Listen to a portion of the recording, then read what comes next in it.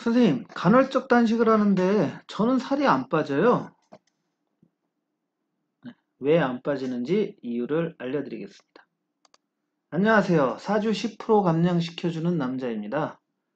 오늘도 여러분들이 감량이 되는지 결과로 직접 작성해준 후기를 보여드리면서 강의를 시작하겠습니다.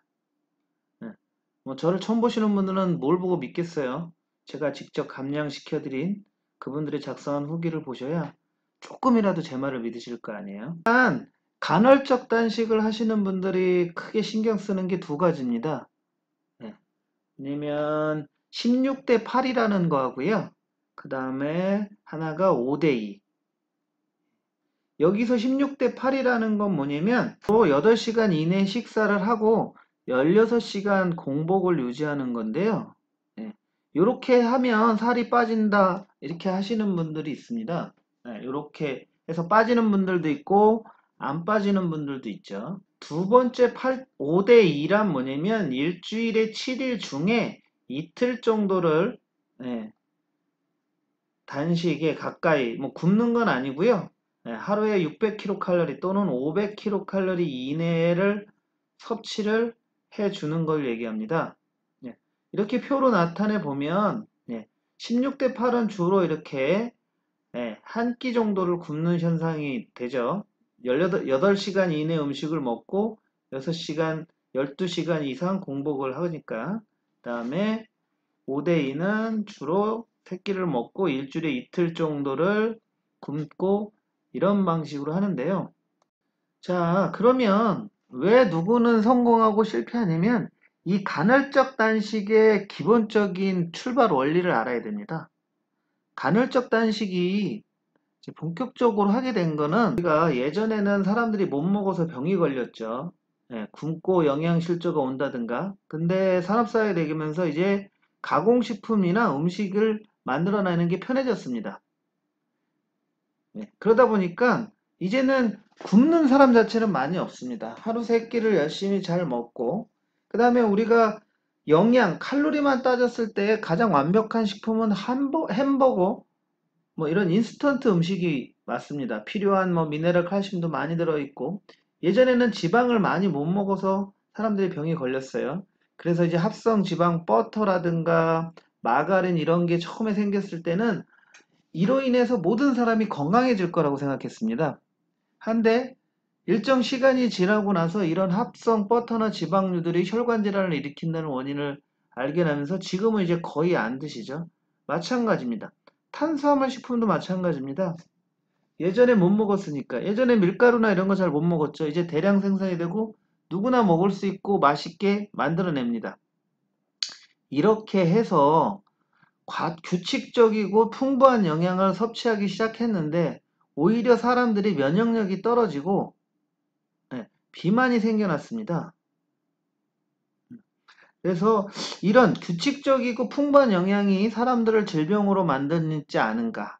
그래서 쥐를 가지고 일정 시간 굶기거나 주기적으로 어떤 이 상태를 만들었더니 면역력도 증가하고 생명이 늘더라. 이런 원리에서 출발을 한 겁니다. 그리고 이렇게 공복 시간대에 이 공복을 하기 위해서 뭐 지방이 연소된다든가 면역력이 늘어난다고 했던 거죠. 이거를 어떤 논문 결과를 바탕으로 이제 사람들이 뭐 체계적으로 만들기 시작하겠죠. 그래서 8시간 이내에 먹고 뭐 16시간을 단식을 해야 효과가 있다 이렇게 한 건데요.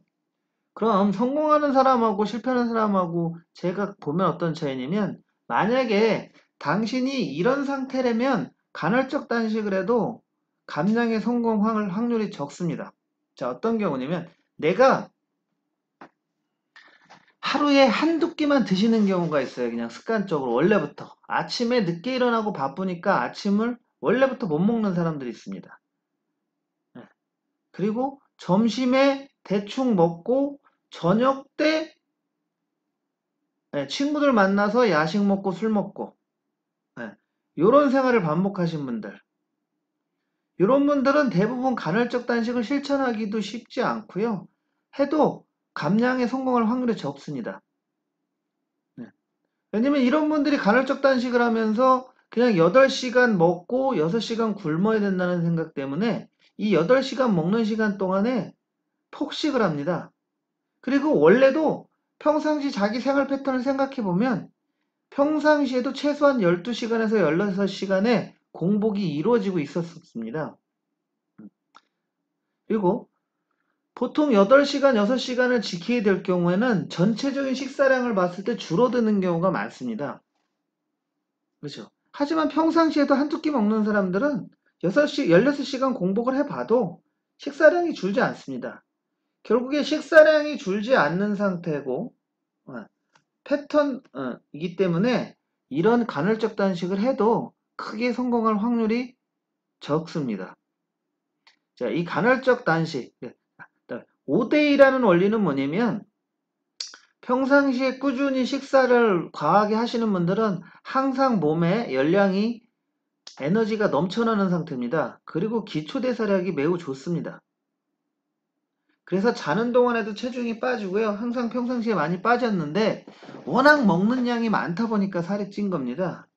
그래서 일주일에 하루나 이틀 정도 단식을 하면 그만큼 칼로리 섭취가 줄겠죠.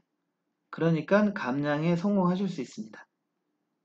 자, 그리고 SBS 끼니의 반란이나 이런 거 보면 간헐적 단식을 하더라도 그분들한테 먹고 싶은 걸 다 먹으라고 얘기하지 않습니다. 실제로 8시간 먹는 식단에도 고지방 저탄수화물 다이어트가 되든가 주로 탄수화물이나 혈당에 영향을 주는 음식들을 극도로 피합니다. 그 다음에 천연식품들을 대체적으로 먹죠. 몸에나 건강에 다이어트에 우리가 꼭 16시간 공복을 하지 않더라도. 그래서 당신이 간헐적 단식으로 다이어트를 성공을 하고 싶으면 16시간, 8시간을 무조건 지키는 것 자체만으로 중요한 게 아니고요. 그 지키고 식사를 진짜로 혈당이나 염증에 영향을 주지 않는 식품을 섭취할 수 있을 경우에 성공할 수 있고요. 이 8시간 식사 시간 동안에 아니면 한 끼만 먹더라도 혈당이나 염증에 영향을 줄 수 있는 GI 수치가 높은 탄수화물 식품을 드신다면 그리고 불규칙한 식사 시간을 갖는다면 하루 한 끼만 먹든 하셔도 감량이 될 확률이 매우 적습니다. 일단 간헐적 단식에 성공하시려면 음식을 먹는 시간도 중요하지만 음식의 종류도 중요하고요. 평상시에 일단 하루에 3끼에서 4끼 이상 먹었던 분들이라면 간헐적 단식을 하면 식사량 자체가 줄기 때문에 빠르게 감량하거나 살이 뺄 수 있습니다. 하지만 이미 내가 평상시에도 아침을 굶고 먹었다 안 먹었다 하고 공복이 하고 저녁 때 야식을 먹어서 살찌신 분들은 이 간헐적 단식만 이 식사 시간만 지킨다고 해서 감량이 될 확률이 매우 적습니다. 이런 분들은 일단 간헐적 단식을 하기 전에 하루 3끼 규칙적 식사를 하는 습관을 들인다거나 이렇게 하시는 게 오히려 감량에 더 도움이 되실 수 있습니다.